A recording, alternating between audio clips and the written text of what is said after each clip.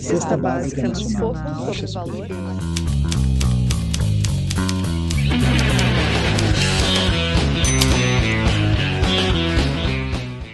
Olá, tudo bem? Está começando mais um episódio da websérie Descomplicando o Tributês. Se você não assistiu aos episódios anteriores, confira os links aqui na descrição ou acesse a playlist direto no canal da RS Rádio no YouTube. Caso ainda não seja inscrito, aproveite para se inscrever agora e já acione o sininho para receber as notificações dos próximos episódios.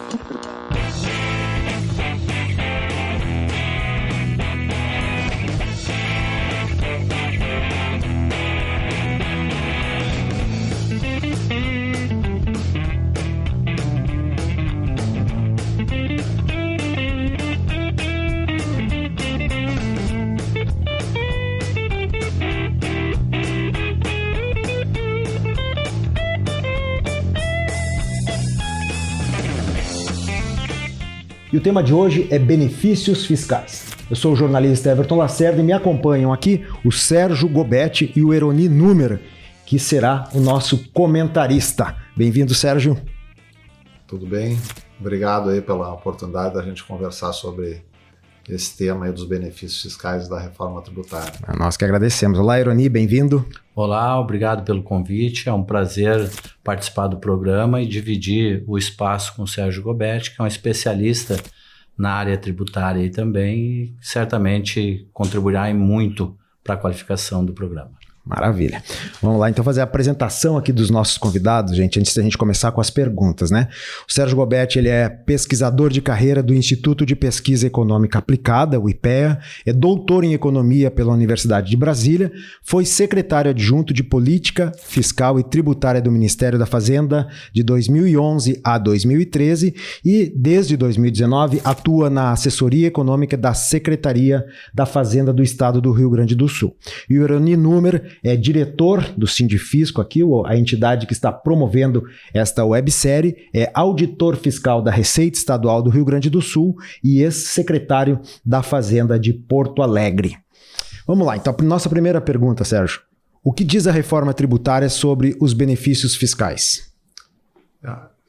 O que se diz, né, normalmente, a gente interpreta, a reforma tributária ela acaba com os benefícios fiscais na forma como eles existem hoje. Tá? Mas eu acho que é importante até deixar claro para as pessoas que a reforma ela não proíbe os estados de terem políticas de incentivo fiscal com um instrumento diferente do que é hoje, né? A gente diz a substituição dos benefícios fiscais sob a forma de crédito presumido, na forma como eles assumem hoje, de desconto, digamos, de diferentes formas de desconto na apuração do imposto a pagar. Mas ela não proíbe os estados de terem benefícios fiscais orçamentários, como se fosse na forma de subsídios. Tá? Então, ele termina a guerra fiscal que a gente conhece como é hoje, né? Essa guerra fiscal que ela... Por que ela existe? Ela existe basicamente pela possibilidade do ICMS, com a alíquota do ICMS, a carga tributária é definida como pertencente ao local de produção, ao local de origem. É a manipulação dessa carga tributária na origem que permite, então, com que os estados atraiam, promovam o deslocamento de empreendimentos de um lugar para outro. Então, como a tributação vai da origem completamente para o destino, né, o estado, cada administração, o próprio município, ele vai estar só tendo a autonomia sobre a carga tributária que incide sobre os seus consumidores, sobre os cidadãos do seu município e do seu estado. Né? Então ele não adianta ele querer reduzir aquela carga tributária para um determinado produto ou numa determinada cidade, porque ele só vai afetar as vendas para a sua cidade, para o seu estado, e não as vendas, né, para o resto do país, que é, digamos, o objeto geralmente da guerra fiscal. Mas os benefícios fiscais sob a forma de orçamentária, de subsídio, eles vão poder continuar existindo. E eu até chamaria a atenção que é curioso que, se a gente for pegar a história, tá, dos benefícios fiscais no Rio Grande do Sul, a gente vai ver que, originalmente, os benefícios fiscais do ICMS eram, de certa forma, tinham essa formatação orçamentária, né? Houve já várias formas como os benefícios fiscais funcionaram no Rio Grande do Sul. Teve um período onde o benefício era simplesmente dilatar, né, o prazo de recolhimento do semestre, porque era um período de alta inflação, então tu não dava crédito presumido, não era redução de alíquota, de base de cálculo, isenção. O grande negócio para as empresas era simplesmente fazer essa dilatação do prazo, né? Dizer, tu vai poder recolher o imposto daqui tantos... A inflação resolvia. A inflação que promovia isso. Mas até antes desse período já da inflação, e ali no início, eu diria bem no início ali da década de 90, ainda existia um negócio que as empresas pagavam o imposto e o Estado devolvia uma determinada quantia. Então, na prática, ou seja, o dinheiro entrava no cofre do Estado, mas depois ele saía. Qual que é... Na época, as empresas reclamavam muito que isso aí demorava o dinheiro, né? Muitas vezes para voltar. E aí eu diria que também teve uma sacada, né, das autoridades na época, dizer o seguinte, quando a gente recolhe depois a gente está devolvendo, a gente consegue devolver só os 75%, que é a parte que fica com o Estado. Eu sou obrigado a dividir com os municípios 25%. 25% para fundo de participação, né? Não é a cota parte do CMS mesmo. Não é. O fundo de participação é imposto de renda e IPI federal. Esse é a cota parte. Então, 25% pertence ao município. Entendi. Quando entra a ideia daí que surgiu o crédito presumido. O crédito presumido eu nem cobro da empresa, e aí então o Estado ele divide com os municípios esse prejuízo que tem na concessão. E para as empresas passou a ser bom, porque elas nem pagavam, não precisavam esperar para receber de volta. Qual que eu acho que é o grande problema desse sistema? Ele poderia ser mais ágil, tinha essa vantagem de Estado não perder tanto, mas que é a falta de transparência. Acho que a gente pode dizer, sem dúvida nenhuma, passado tantas décadas que a gente, né, tem de benefícios fiscais nessa forma de crédito presumido, a guerra fiscal, a gente pode ver que eu acho que está mudando essa história. Hoje, inclusive, o Rio Grande do Sul, né, eu destacaria, já chamei a atenção em outras oportunidades, o Rio Grande do Sul é um dos estados que tem maior transparência. Eu diria, aliás, é o estado que tem a maior transparência. Não tem nenhum estado que publique isso aqui que a gente publica, com histórico dos benefícios fiscais, item por item, né? Mas ainda eu diria que é um processo lento, tu entende, gradual, de abertura dessa caixa preta, né? Então, e a gente abre aqui em valores agregados, né? A gente não sabe exatamente o que acontece com cada benefício para cada empresa, e as poucas pesquisas que existem hoje no país sobre o tema revelam algumas coisas muito preocupantes, né? Estava falando há pouco daqui que historicamente teve um caso aí que a gente teve no Fundopem, uma empresa que recebeu 350 milhões e acabou gerando um único emprego. Então, essas distorções que elas são complicadas até do público entender. E nesse sentido, até queria fazer um comentário. Embora o Rio Grande do Sul tenha essa transparência toda, a linguagem dos benefícios fiscais ainda é uma linguagem difícil da sociedade entender.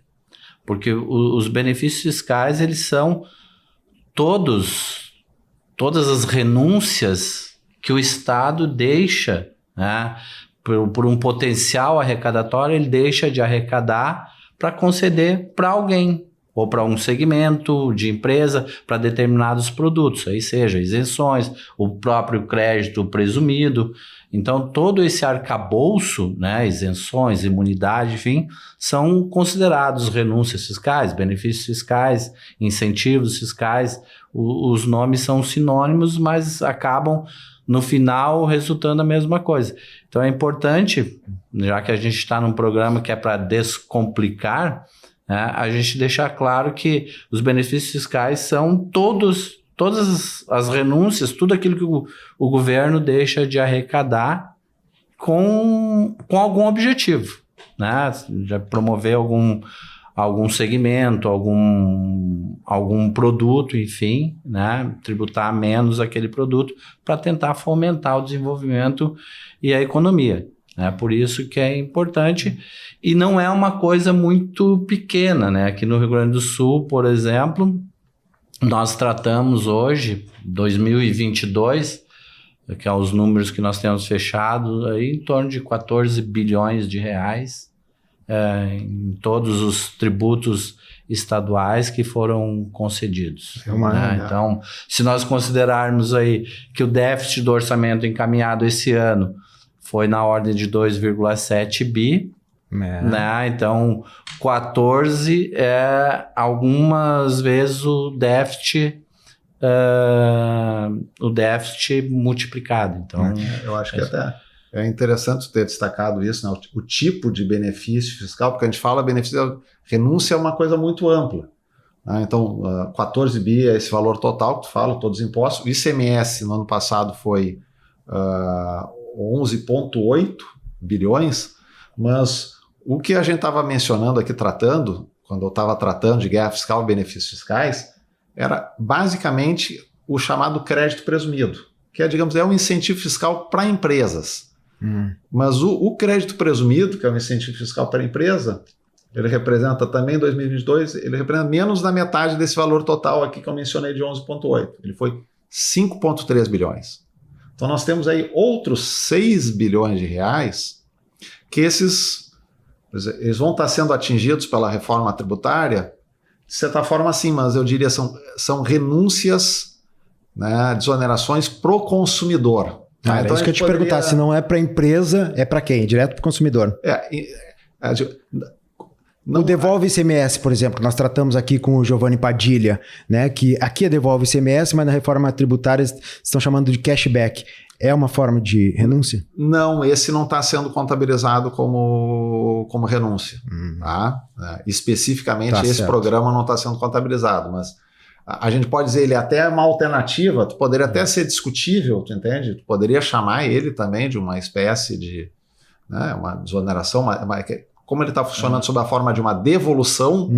Hoje está enquadrado como uma despesa pública. Como uma despesa. Tanto é que ela faz parte do orçamento, é empenhado a despesa toda, então ela não é considerada uma renúncia ou um incentivo fiscal. Mas e qual seria essa renúncia, então, que é para a pessoa física? Então, a gente tem as renúncias que são para pessoas físicas, envolve principalmente isenções ou reduções de base de cálculo.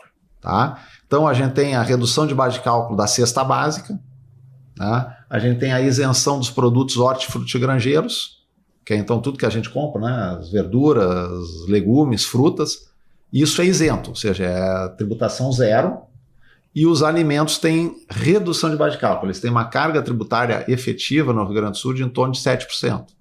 Tá?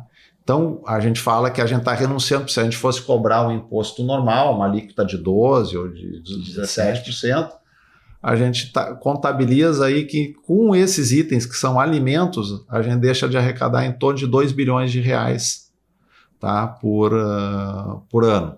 Mas alimentos, digamos, que vai parar na mesa do consumidor, eu até entendo, né? Mas e também para esses que são exportados, por exemplo, os grãos, as commodities, há uma renúncia também?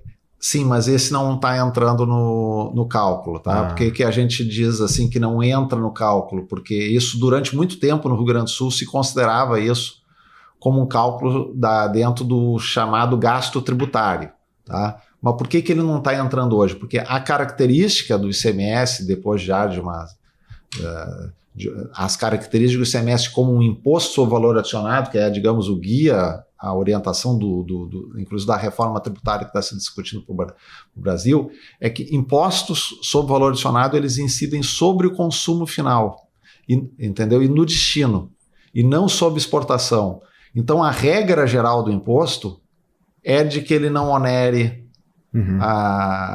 as exportações. Então, nós não podemos dizer que isso é um favor, um benefício que está se dando, e nem é para um setor ou para outro. É uma regra geral, ele faz parte, tu entendeu, da estrutura tributária. Perfeito. A gente poderia dizer o seguinte, mas será que algumas exportações a gente não poderia não estar tendo que tributar, não era correto? Essa é uma outra discussão, mas eu até diria que, assim, eu particularmente defendo que o instrumento que deveria estar se utilizando eventualmente para tributar algumas exportações não seria daí o ICMS, seriam razões extrafiscais, e com razões extrafiscais competiria até o caso do imposto de exportação. Por exemplo, no início desse ano se discutiu a ideia de tributar a exportação de petróleo, né, de petróleo cru. Né, como existe, talvez, o imposto de exportação hoje no Brasil só existe, eu acho, sobre acho que lá o couro, parece que são casos raros que tem, tu entende, imposto de exportação. A mineração não entra, né? Mineração não tem. Acho que a gente poderia imaginar que são setores que poderia caber uma tributação por um imposto de exportação por essas razões. O que é extra fiscal? Não é por um motivo arrecadatório, né? Então eu quero tributar o petróleo, exportação, para induzir, para estimular que ele não seja exportado, porque ele seja usado na produção interna. Ou quero tributar, de repente, a soja para estimular que a soja não seja exportada in natura, mas seja industrializada. Porque a preocupação que eu vejo, isso é uma parte que nos atinge também, assim, enquanto carreira de Estado, que tem o interesse público também em primeiro lugar, é a questão de exportação de empregos. Então, talvez essa seja uma regra que deveria ser melhor estudada para dizer, eu exporto o produto in natura, né? E importo o produto derivado daquele que eu exportei. Então, eu exportei sem tributação, né? Porque a regra da exportação é não tributar. Mas aí, quando eu trago de volta o produto pronto, além de eu pagar o imposto sobre esse produto, a mão de obra que trabalhou ficou lá fora. Pode dar um exemplo, Eroni, para o pessoal que não conhece, que um tipo de produto que entra nesse... Eu acho que podemos citar, vamos supor, exporta-se o boi inteiro, né? E aí a gente importa o couro, né? Que nós tínhamos vários curtumes aqui, que hoje praticamente não tem mais nenhum por causa disso. O café também entra nessa, embora não seja Rio Grande do Sul, mas a gente está falando de Brasil aqui, né? O café entraria nesse exemplo? Por exemplo, exporta o grão e importa uma marca? Se há a importação do café, não tem esse dado, granulado, por exemplo. Mas às vezes a gente faz isso com trigo, né? Que às vezes a gente importa o trigo, exportamos o trigo e depois importamos de novo, porque deu algum problema na safra aqui e acontece a necessidade de importar e aí nós acabamos... Eu acho que o ideal é que a gente conseguisse, só que no Brasil, como a gente tem também um problema federativo, né, uma disputa, mas o ideal é que a gente conseguisse discutir com uma racionalidade esses problemas que tu levanta. Tem setores sobre os quais se justificaria, tu entende, um imposto de exportação? Tem, mas isso não deve ser da gênese de um imposto sobre valor adicionado. Né? O imposto sobre valor adicionado eu devo tributar a importação e não a exportação. E daí o detalhe, no Brasil acaba acontecendo muitas vezes o contrário. A gente está falando de guerra fiscal, muitos estados dão benefício fiscal para quê? Para importação. Então daí até, além desse problema que tu levanta, a gente consegue ter uma política tributária no Brasil que acaba que, embora os nossos produtos, às vezes industrializados, estejam isentos de imposto na saída da exportação, para a gente ter uma desoneração imperfeita na cadeia produtiva, ao tu vender para o exterior, tu está vendendo sem imposto. Mas muitas vezes aquele imposto que tu pagou ao longo da cadeia, do produto exportado, o exportador não reavê em créditos perfeitamente. Tá? Por quê? Porque justamente o ICMS ele é cobrado na origem. Então daí acontece, esse é um caso clássico, eu uso sempre o caso assim, imagina uma empresa que até a gente poderia falar exportadora de minério lá no Pará, né? Ela compra a máquina, ela só exporta, ela não vende nada para o mercado, ela compra uma máquina em São Paulo. Aquela máquina geraria crédito para ela, porque né, é um insumo de produção. Onde que ficou o ICMS da máquina? Em São Paulo. E onde é que daí a empresa, para quem que ela cobra o crédito de volta? Para o governo do Pará. Como o governo do Pará não tem nada que cobrar da empresa, ele não consegue nem fazer uma compensação, porque toda a saída é exportada. Mas o problema que eu estava falando que é mais grave é que tem muita entrada de produto importado no Brasil hoje em dia com ICMS lá embaixo, quase uma isenção. Então é um contrassenso. A gente está tendo uma antipolítica protecionista, ou seja, nós estamos favorecendo né, a entrada de produto importado em detrimento do produto nacional. Qual o peso dos benefícios fiscais na economia gaúcha e brasileira? Tá. Os benefícios fiscais na forma vamos falar, do crédito presumido, que é incentivo que hoje está na raiz da guerra fiscal no Brasil, esse termina. Né? Ele termina porque o Estado, como a alíquota vai ser definida no destino, é do consumidor, não tem como o Estado manipular. Aliás, os Estados têm autonomia para definir a sua alíquota, mas ele não pode, inclusive, alterar a alíquota para um produto ou outro. Ele pode escolher se a alíquota que vai vigorar, o governo do Estado do Rio Grande do Sul vai poder definir se a alíquota que vai ser do imposto sobre bens e serviços no Rio Grande do Sul vai ser de 15%, 16% ou 17%. Mas no momento que ele decida que é 15%, 16%, 17%, é para tudo. Né? Para algumas coisas sim, outras coisas não. Mas nós vamos continuar, por exemplo, previsto já na Constituição que os produtos alimentos, serviços de saúde e educação terão uma alíquota reduzida em 60%. Tá? Então isso significa que se o imposto, né, a alíquota estadual fosse 15%, a alíquota incidente sobre serviços de saúde e educação privada ou alimentos, como eu falei, seria reduzida em 60%, seria só aos 40% dos 15%. E ela também prevê no texto constitucional que sobre alguns itens específicos, como itens que é de saúde para deficientes físicos e a cesta básica, os produtos da cesta básica que estão para ser definidos ainda quais sejam, esses vão ter alíquota zero. Tá? Isso vai ser regulamentado posteriormente em lei complementar. Então isso é uma coisa até curiosa, porque né, eu falei, alimentos, como regra geral, terão alíquota reduzida. Mas se o alimento entrar na cesta básica, daí não é alíquota, daí não é só reduzida em 60%, é alíquota zero. Tá? E então esse tipo de desoneração, que a gente falava no início, que é a desoneração pro consumidor, nesses casos previstos já de antemão, elas vão ser mantidas.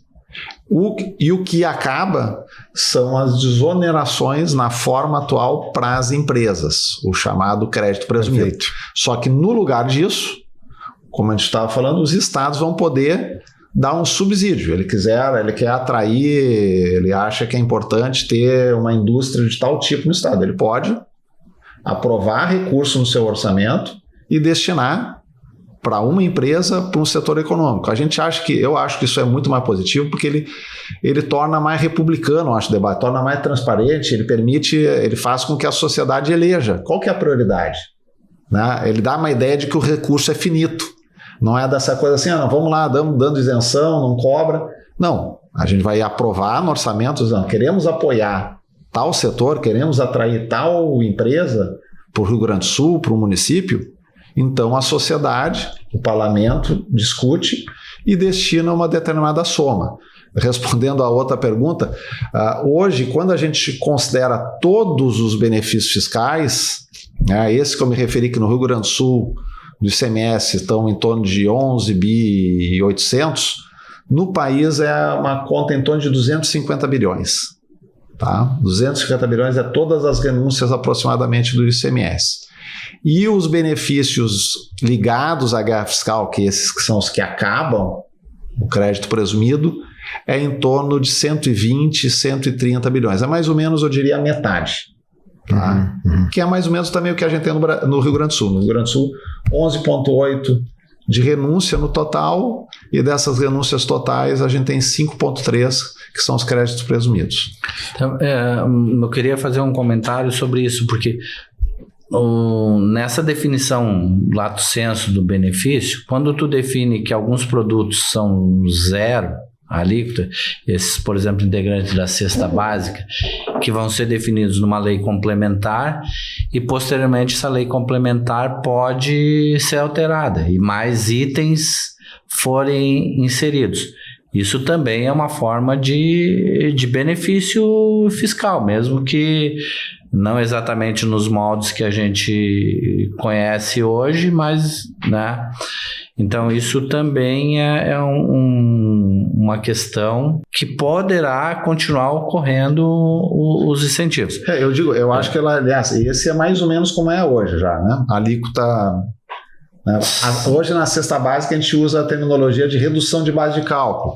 Quando eu digo que eu estou reduzindo a alíquota em 40%, em 60%, ele na prática equivale a uma redução de base de cálculo. Então ele é muito semelhante.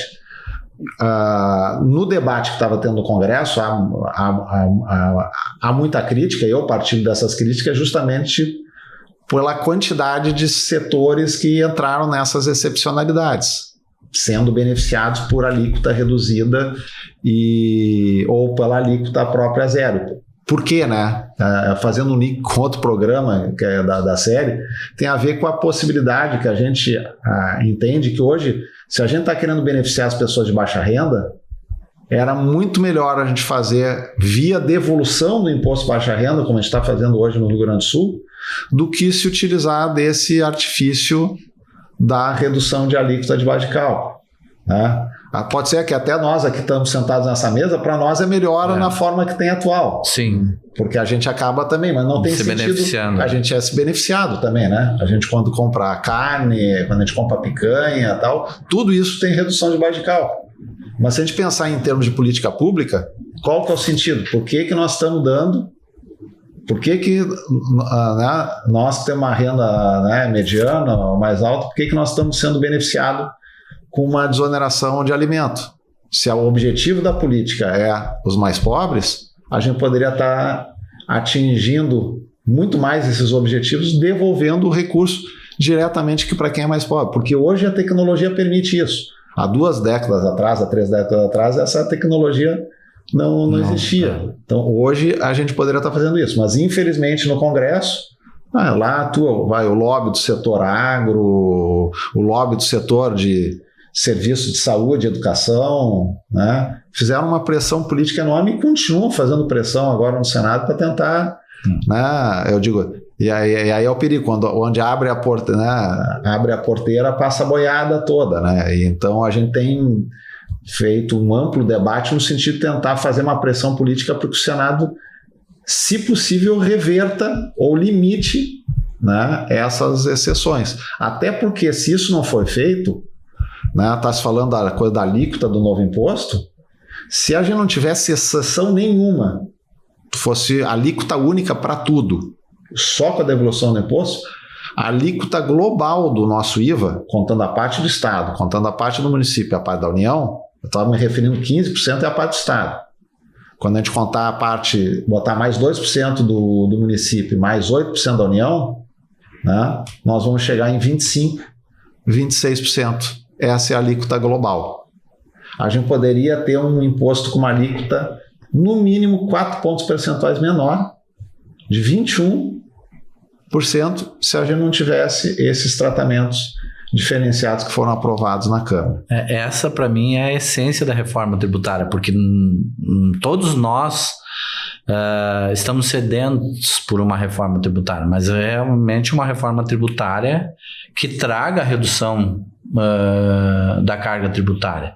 Me parece, fugindo um pouco do assunto, mas me parece que essa reforma tributária ela está só fazendo movimentos, né, de alteração de quem vai pagar mais ou quem vai pagar menos. Porque se há a promessa de que a carga tributária será mantida, né, e alguns segmentos, como já tá, a própria emenda já está colocando como redução da alíquota ou redução, uma base de cálculo zerada aí, outros segmentos certamente serão onerados. E aí a gente entra na questão dos serviços, que sai de uma alíquota muito pequena para uma alíquota sugerida ou comentada de 25%, que os serviços serão, a grande maioria, serão mais onerados, né? Então, mas eu queria, dentro do que tu comentou também, a questão da fixação de alíquotas, porque eu fiquei com uma certa dúvida se essa fixação de alíquota ela vai poder ser feito pelo ente, pelo Estado, definido, Rio Grande do Sul, a alíquota básica é 17, é 18, né? Ou se o Senado, uma resolução do Senado, um outro instrumento, O Conselho? vai fixar, ou o próprio Conselho vai ter que fixar uma alíquota. E, então, dentro da preocupação, inclusive, de autonomia do próprio Estado, qual é o limite dessa autonomia que o Estado poderá ter? A fixação da alíquota, o Estado ou o município vai ter autonomia total mesmo. Tá? O texto ele prevê o seguinte, e aí que tem uma confusão. O que o Senado vai fazer, o que é a autonomia do Estado ou do município?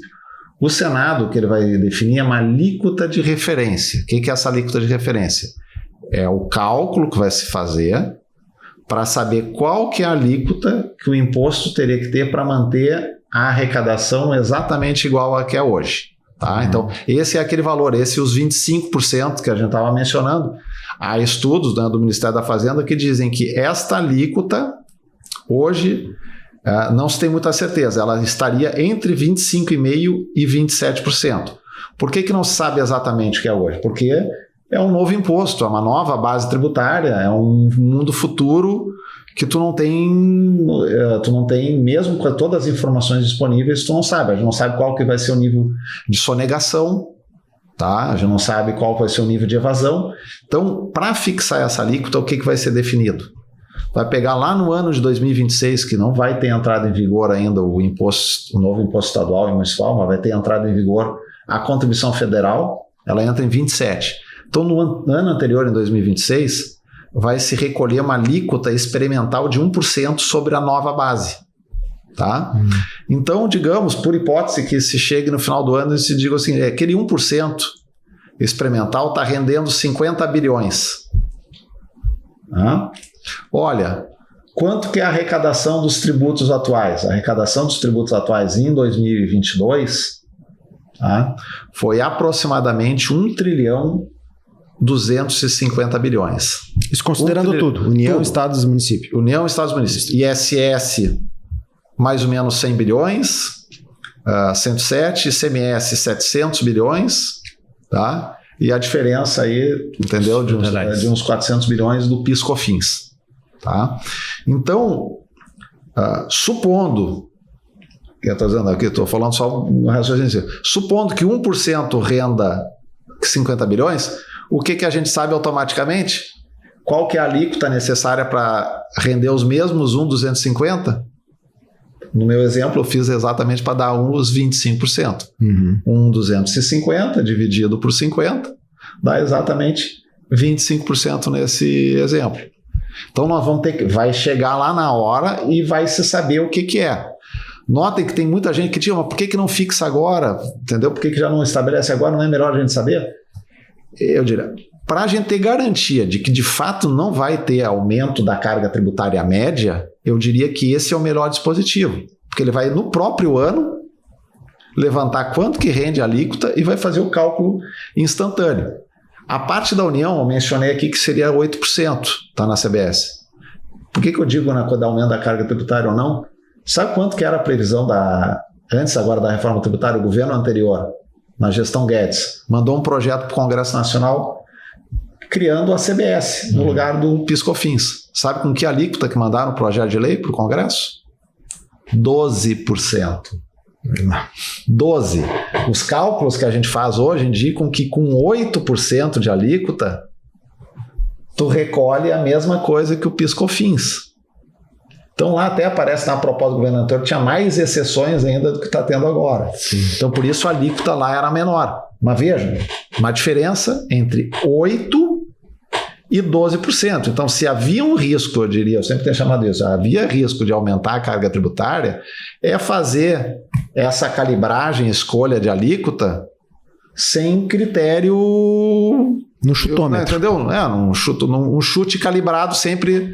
A tendência sempre que... A mudança do PIS/COFINS que a gente teve em 2005, quando mudou do não cumulativo, do cumulativo para o não cumulativo, um assunto meio técnico, a mesma coisa. O governo federal aproveitou e botou a mão, pesou a mão e aumentou a alíquota, né? Mas então, o Senado vai definir a alíquota de referência. E ele vai definir lá, digamos, por hipótese, 2% para os municípios, 15% para os estados, dá 17%, e 8% para a União, fechando em 25%. Digamos, por hipótese que seja isso. O Rio Grande do Sul, se quiser, o governo encaminha para a Assembleia Legislativa um projeto de lei reduzindo de 15 para 14, aumentando de 15 para 16, ou mantendo o valor de referência a nível nacional. Tá? É de livre escolha, a mesma coisa cada um dos municípios. Daí alguém diz, mas isso aqui não pode gerar guerra fiscal? Não, porque é no consumo só, entende? Então, vamos imaginar que... Mas se ele baixar, por exemplo, de 15, que é a referência, para 14, né, das mercadorias que saem daqui para outro estado... Não interessa. Ele só serve o 14 para a mercadoria que os gaúchos consomem. Só para o consumo interno. Eu não poderei definir uma alíquota que vai ter um impacto em outro ente federado. Isso, por quê? Porque a tributação é no destino. Tá? É ele que define lá. A mesma coisa, o que entrar de produto de outros estados para cá, vai entrar pela São Paulo, referência. Ela vai entrar pela referência. Então, assim, a gente poderia imaginar que poderia ter um tipo de guerra fiscal do consumo, que é a pessoa, se fosse muito menor a tributação, quem mora talvez na zona de fronteira. Entre estados, se deslocar, coisa e tal. Mas vamos pensar assim, uma mudança de alíquota de 1 ponto percentual, 2 pontos percentual de diferença é muito pouco para a pessoa fazer isso, mesmo no nível municipal. Imagina, no município a alíquota de referência é 2.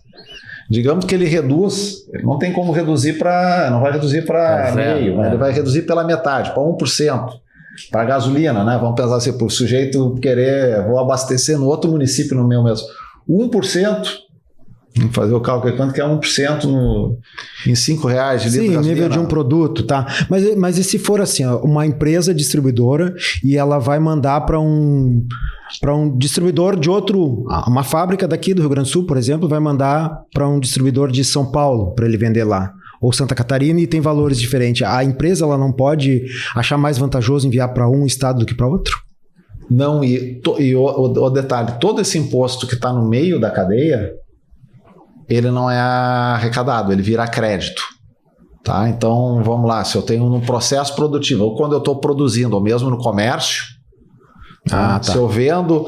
Perfeito. Tá? Quando, vamos lá, o Rio Grande do Sul tem uma fábrica aqui, ele vende uma determinada coisa, vai lá para uma central talheres. De distribuição. Tá? A gente tem aqui. Tá, vendeu talher, vendeu para a central de... Se tu vender para o consumidor final, lá do outro estado, o ICMS vai ficar lá com o outro estado, na alíquota que está vigindo lá naquele outro estado. Agora, se ele imagina que tu mandou para uma central de distribuição só, que tá lá, que hoje é comum, né? Central de comércio atacadista ou varejista. Ela está lá no outro estado. De novo, o que vai valer, aquele valor que ela pagou aqui da indústria vai virar crédito para ela, e quando ela vender, se ela vender para um outro estabelecimento comercial que fica em outro estado, vai gerar crédito de novo, né? E só quando o negócio chegar no consumidor final é que vai ter a tributação efetiva e de acordo com a alíquota. Então é perigo, até pode sair o produto aqui do Rio Grande do Sul e ir para a central de comércio atacadista em outro estado, depois quando ele voltar para o consumidor de ponta aqui no estado, daí aqui tu vai tributar, e aqui daí tu vai tributar com a alíquota que a gente definir. Só para esta questão é se no crédito e do produto se não houver alteração de valores, porque se houver alteração de valores, o crédito ele é com base no valor de compra e a alíquota incide no valor de saída. Essa é a questão que antes tu comentava da não cumulatividade, entende? O imposto ele tem como característica a não cumulatividade, ou seja, tu só vai pagar o imposto sobre aquilo que tu agregou no produto. Tu comprou por 100, então ali tem, partindo da alíquota base, 25 de crédito que tu vai te creditar. No momento em que tu vendeu por 200, né? Lá na nota fiscal para o consumidor final a 200, tu destacou 50, mais 25 essa empresa que... Então, ela só vai tributar a alíquota sobre o valor que ela agregou. O consumidor final, sim, que vai acabar pagando o cheio, né? E nenhum estado pega crédito do outro, tá? Que é o caso que eu citei, aquele caso do exemplo do Pará, né? A empresa do Pará comprou em São Paulo, o imposto ficou com São Paulo, mas ele bateu na Secretaria de Fazenda do Pará para pedir o dinheiro de volta. Daí a Secretaria do Pará disse, pô, tu já não tá pagando nada de imposto porque tu só exporta, e tu quer que eu te devolva um crédito que tu entregou em São Paulo, tá? Então isso não vai acontecer, ou seja, o crédito... nenhum estado bota a mão no dinheiro que é do outro estado. Maravilha. Gente, nós estamos encaminhando aqui para o final. Eu acho que quem está acompanhando uma coisa se deu conta, né? Se não tinha se dado ainda. Quem paga no final das contas é o consumidor. No final das contas somos nós que pagamos, né? Todos nós somos consumidores. Eu até brinco, Everton, se tu me permite, que nós temos uma questão conceitual de contribuinte. Porque se hoje a gente, no meio... de servidores públicos, principalmente da Secretaria da Fazenda, a gente fala quantos contribuintes o estado do Rio Grande do Sul tem, a gente vai lá na inscrição estadual da Secretaria da Fazenda e tira uma lista de todas as empresas inscritas, né? Na verdade, esses são empresas, né? Porque o contribuinte de fato e real é quem consome. Então as empresas são e deveriam ser assim meros repassadores de um imposto que o consumidor pagou e que não pertence à empresa, pertence ao Estado.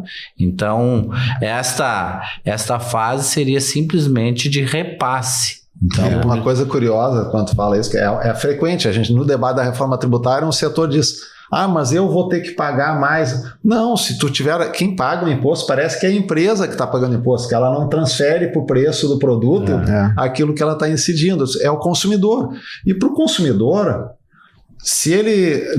digamos que algum item fique mais caro, porque a carga tributária vai aumentar. O que importa, se a outra coisa ficar mais barato, o que importa é o conjunto da obra, né? Para ele, o resultado final. E aí que entra as conclusões que a gente tem nos estudos aqui do Rio Grande do Sul, nos nacionais, e que a coisa para mim foi reveladora, sabe? Que a gente descobriu que toda essa parafernália de mudar a alíquota para cá, renúncia para cá, desonera a cesta básica, a gente sempre desonera a cesta básica é melhor para o mais pobre. O que a gente descobriu? A gente descobriu com nossos estudos que se a gente fosse traduzir e conseguisse sintetizar numa alíquota média daí não contribuinte empresa, né, por família, a gente chegou à conclusão, os trabalhos do Giovanni Padilha também, que a gente conclui o seguinte, que a alíquota média paga sobre o consumo do mais pobre é maior do que a alíquota pela família mais rica.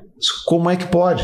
Por quê? Porque a gente tem desoneração na cesta básica, mas o pobre, ele também consome a gasolina. Gasolina está em alíquota muito mais alta, automóvel é a alíquota mais baixa, 12%. Quem compra automóvel? O pobre não compra automóvel, né? Compra no máximo a motocicleta.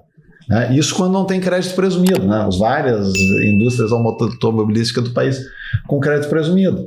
Então, na prática, a coisa como funciona, né, é de que o importante, como a gente está vendo aqui, o contribuinte real é o consumidor.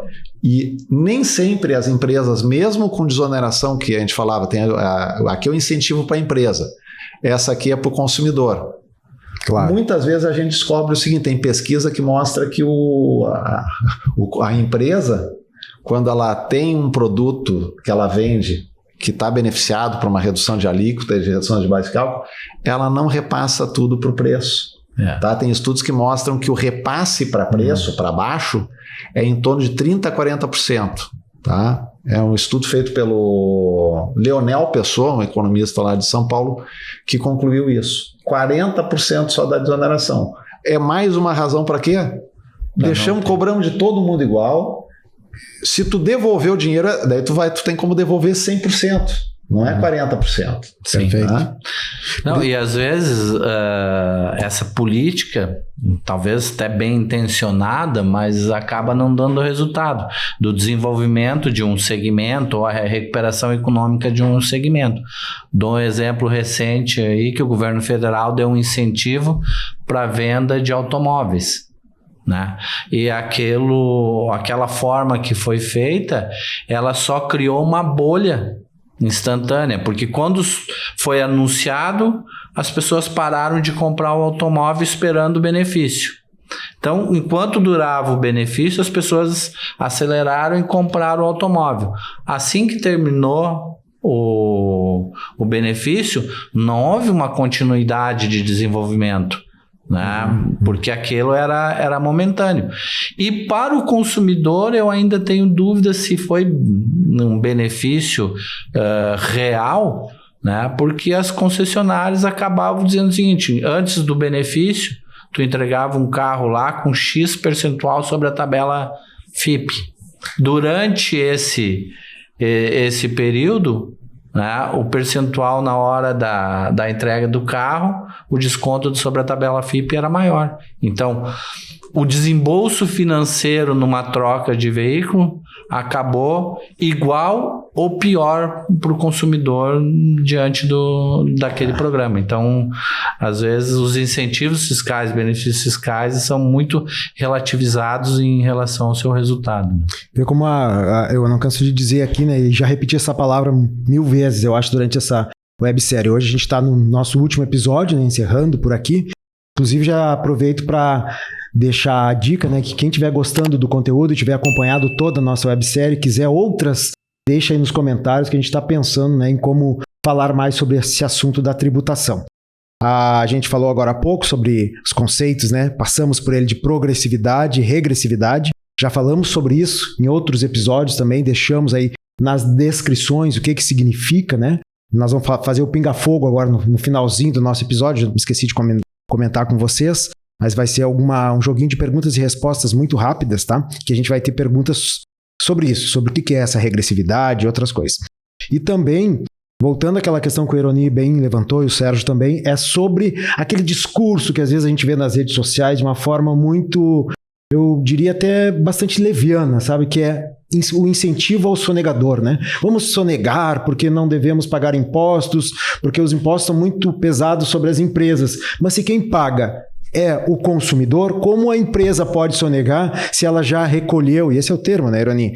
Se ela já recolheu na hora de cobrar do serviço ou do produto e ela dizer que vai sonegar, ou seja, ela está ficando com o dinheiro do consumidor no caixa da empresa. Que não lhe pertence. Que não lhe pertence. Então essas questões são muito, enfim, relevantes a gente trazer essa discussão aqui, a gente pretende continuar, mas hoje, e o nosso foco nessa websérie é tratar mais nas mudanças que a reforma tributária vai trazer, né? O nosso primeiro episódio, na nossa abertura, a gente explicou um pouquinho mais sobre o sistema tributário, até para que quem não conhece, né? Quando nós resolvemos falar de reforma, disse, mas reformar o quê? Reformar um sistema, né? Então explicamos um pouquinho o que significa o sistema e a gente espera ter contribuído com isso. A gente está encaminhando aqui para o final, né? Eu queria passar a palavra para você, Sérgio, em especial, e para a Ironi também, agradecendo aqui a tua participação, Ironi. Qualificou muito, certamente, o nosso debate, a nossa entrevista. Vai passar para ti, Sérgio, inicialmente tuas considerações finais. Se faltou alguma coisa que tu acha importante sobre esse tema, para a gente passar para o nosso telespectador, fica à vontade. Então, a gente estava falando da coisa dos benefícios fiscais e em um determinado momento acabamos falando muito sobre a quantidade de exceções, né, de tratamentos diferenciados. Para o meu gosto, né, o texto aprovado, ele tem muito mais, não é só para o meu gosto, né, falando enquanto técnico, inclusive especialista, pelo que a gente observa nos IVAs mais modernos do mundo, o texto aprovado tem mais exceções do que o desejável. Né? Não que em outros países do mundo acabem também não acontecendo isso, até nos IVAs europeus mais antigos também tem muito tratamento diferenciado. E eu diria que esse é um defeito que tem do texto aprovado, mas eu diria que apesar desse defeito, desse problema, ainda o imposto que se vier a ser aprovado, que nascer fruto dessa reforma tributária, ele tende a ser muito mais moderno do que o que nós temos, né? Porque seria um imposto plenamente não cumulativo, com essa cobrança no destino, né? Tem uma dimensão, ou seja, é um imposto que é o cidadão de cada estado, que o cidadão de cada estado, de cada município pagar de imposto, vai ficar onde a gente vive. Então, eu diria que, ou seja, ele restabelece um princípio de justiça fiscal, digamos, elementar, não vamos ter essa coisa, esses paraísos fiscais que nós temos hoje, onde há digamos, um sequestro da renda alheia, né, entendeu? Um município pega e recolhe, cobra imposto de cidadãos de outros municípios. Então eu diria que, né, apesar desse problema das exceções, que a gente esperaria que limitaria, eu ainda acredito que, né, essa reforma tende a ser bastante positiva, tu entende, para o país e para a justiça fiscal. Tua posição está alinhada com todos os nossos entrevistados até agora. Eroni, tuas considerações? Eu concordo com o Sérgio nessa questão que a reforma é necessária, ela vai trazer benefícios, talvez precisamos fazer alguns ajustes, e um deles, dentro dessa ideia que nós estávamos debatendo agora, é a questão do aproveitamento do crédito, porque a ideia inicial da reforma tributária é que, como característica principal do IVA, isso acontece em outros países, ela seja pago financeiramente no momento da operação, né? Mudando a sistemática que é hoje do débito, crédito, apuração para pagar posteriormente. E aí ocorre, como estávamos falando, o recolhimento do contribuinte e não o repasse para o Estado. Então, essa é uma alteração que a gente espera que seja feita no Senado, que volte à ideia inicial de que as empresas paguem efetivamente já no momento da operação a parte do Estado seja recolhida. Isso vai possibilitar que a inadimplência e sonegação reduza bastante e que a gente consiga com isso atingir no futuro a possibilidade de reduções das alíquotas. Porque se a sonegação for combatida de acordo com aquilo que a gente entende que seja satisfatório, nós podemos sim tratar de diminuição de alíquotas e diminuição de cargas tributárias efetivas. Esse é o desejo que eu acho que toda a sociedade tem, né? E nós, enquanto representantes da administração tributária, também temos. Nós não somos pessoas que queremos arrecadar tributos pelo simples prazer de arrecadar. A gente quer arrecadar um imposto justo que seja destinado às demandas da sociedade, né, de acordo com aquilo que é necessário para o Estado fazer o atendimento em educação, em saúde e segurança para a população. Então, o imposto seria importante que ele fosse mais justo possível, mas na quantia necessária para atender as demandas da sociedade. Tá certo, Eroni Número, muito obrigado pela tua participação. Sérgio Gobetti, também muito obrigado por ter vindo até aqui ao nosso estúdio, obrigado pela tua participação aqui. Bem, nós chegamos ao final desta primeira temporada da websérie Descomplicando o Tributês. Espero que tenhamos conseguido ajudar a melhorar a compreensão sobre alguns dos mais importantes aspectos da reforma tributária. O tema é complexo, pouco atrativo até, mas tem uma importância social muito poderosa, visto que interfere nas contas públicas e diretamente nas nossas vidas à medida que pagamos impostos e somos usuários de serviços públicos. Se puder, deixe seu comentário aqui no vídeo com suas sugestões de temas para outras temporadas ou perguntas para que possamos encaminhar a especialistas que possam respondê-las. Teremos imenso prazer de colocar as respostas aqui nos comentários também. Compartilhe o link da playlist com todos os episódios que deixamos na descrição, pois o conteúdo pode ajudar outras pessoas, inclusive escolas que queiram abordar o tema. E não esqueça de se inscrever no canal, caso ainda não seja inscrito, e apertar o sininho para receber as notificações dos próximos conteúdos. Muito obrigado pela sua companhia. Tchau! Cesta Básica Nacional.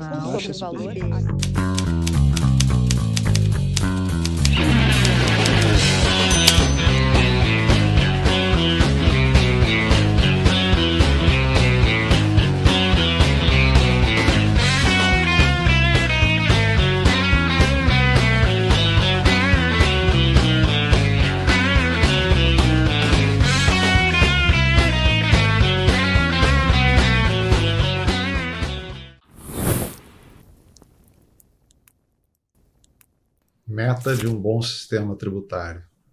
É uma forma de arrecadação que beneficia os mais pobres.